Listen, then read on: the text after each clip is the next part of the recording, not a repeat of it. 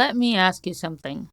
When you left corporate, or when you're imagining leaving, what was the dream? More freedom? More time with your family? Finally being able to work from anywhere? Taking a Wednesday off? To stop answering to someone else's calendar? Now, here's the harder question. How many entrepreneurs do you know who built a business and ended up with less freedom than they had in their corporate job? They traded one cage for another, except now they're the one who built it. That's what we're tackling today. Welcome to another episode in our new interactive format where my team and I break down the tools and frameworks I use with my clients. If you caught our pilot episode on the Client Welcome Kit, thank you, and keep that feedback coming. Today, we're walking through my Lifestyle Business Alignment Framework. This is the very first exercise I do with every client before we touch on anything else. Before branding, before pricing, before marketing, before any of it. Because most entrepreneurs get the order of operations completely backwards. They build the business first and then try to squeeze a life into whatever cracks are left over. If you don't design the life you want first, the business will design one for you and you may not like how it turns out. So, over to you, team, to dive in to this week's framework.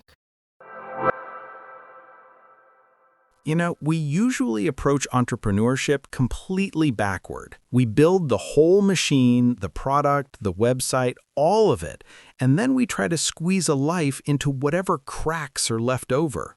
Well, absolutely. It's the difference between building a cage and building a vehicle. And by then, the business is already calling the shots. That's why Melissa's framework is so different. It's about aligning business with your lifestyle vision.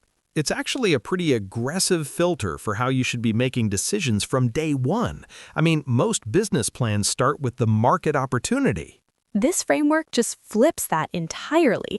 It's designed to make sure your commercial goals don't accidentally steamroll your personal happiness. So instead of starting with a business plan, you start with a lifestyle audit. Right. The first question is, what does your ideal life actually look like? Exactly. It asks you to describe your typical day. Where are you living? What does a typical Wednesday feel like? And maybe most importantly, how do you spend your free time?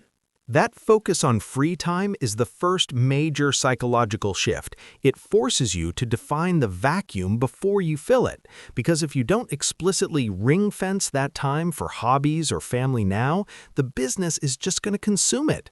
It's like you're designing the off switch before you even build the on switch. If there's an empty space on your calendar, work will find it. And that flows right into the questions about values. What activities give you energy versus the ones that drain it? Which is so crucial. This is where Melissa introduces the idea of security zones. I love this concept. It's like time-based real estate. First, you have sanctuaries. These are sacred spaces, non-negotiable. Business is strictly forbidden, like your morning run or family dinner.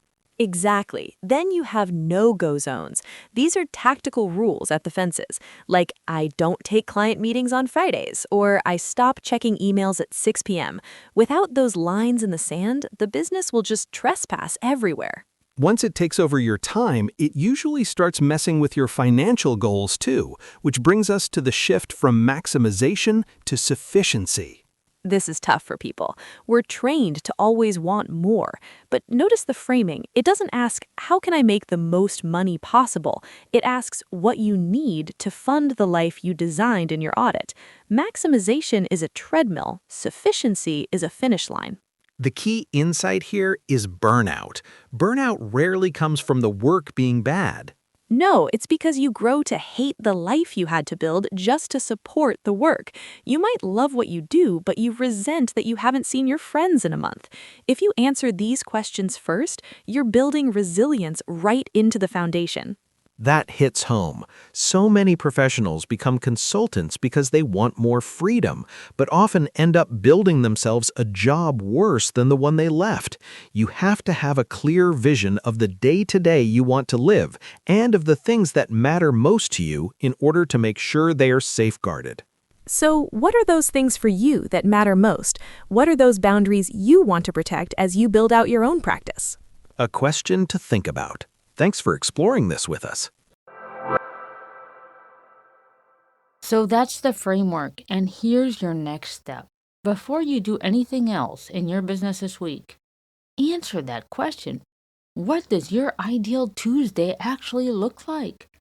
Not aspirational someday, the one you want to be living 6 months from now. What changes does that mean you need to make in your business? And I need your feedback on this new format. If you like this conversational style better than my solo episodes, or if you don't, email me at melissa@melissamarchand.com or DM me on LinkedIn. Your feedback is going to shape how we do this the rest of the year. I'm Melissa Marchand, helping accomplished professionals build consulting businesses they love. If you know someone who's about to fall into the trap of building themselves a cage worse than the one that they had in corporate, share this episode with them.